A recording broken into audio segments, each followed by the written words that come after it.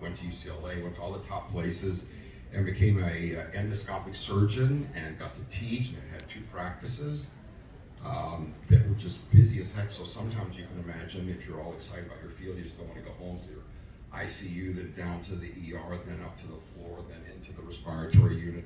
There was always someplace to run to next, and it was fascinating.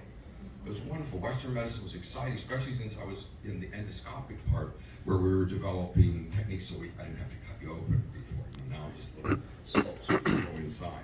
But still, after, I'd say about 3 or 4 years, and I'm already really pretty much at the top of my field, where I discovered a number of things that were essential in gastroenterology and also in surgery. And I was fascinated about the whole process, but it was beginning to be, remember this is 30 years ago, too many sick people. I think now, you're complaining now, there's too many sick people. And they just kept coming and coming, and so I was going, somebody needs to do something about the suffering. Dennis. So on one day on a Saturday, can you imagine a Saturday with sun? If you've been around rain for a long time, try to imagine sun. And so usually on Saturdays our last day to check people out. And so I'm making rounds as a gastroenterologist, and I'm going to see my last patient. You always save your nicest patient for last, so at least you can leave on a high tone.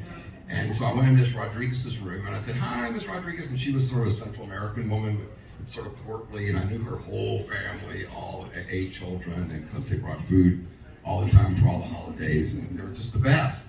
And so I was all happy. So I stood there, I said, "Ms. Rodriguez, we took your tumor out, it's all good. You can go home, you can eat whatever you want, and you can cook, and you can be back in life."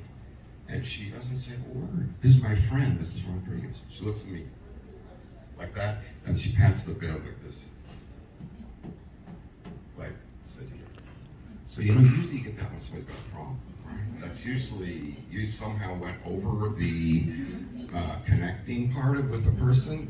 So what happened is I sat down, I said, "So what's up, what's wrong?" She says, "Dr. Berry," she said, "your surgery, I'm so glad, it all worked out perfectly great, but that was after I met you. Do you know how many months I was sick before they finally found out what was wrong with me? Do you know how many doctors I went to, where they referred me to one, then the other, then the other, then the next one, and always, the insurance or whatever problems going on was completely," hold on a second, I think we need some light.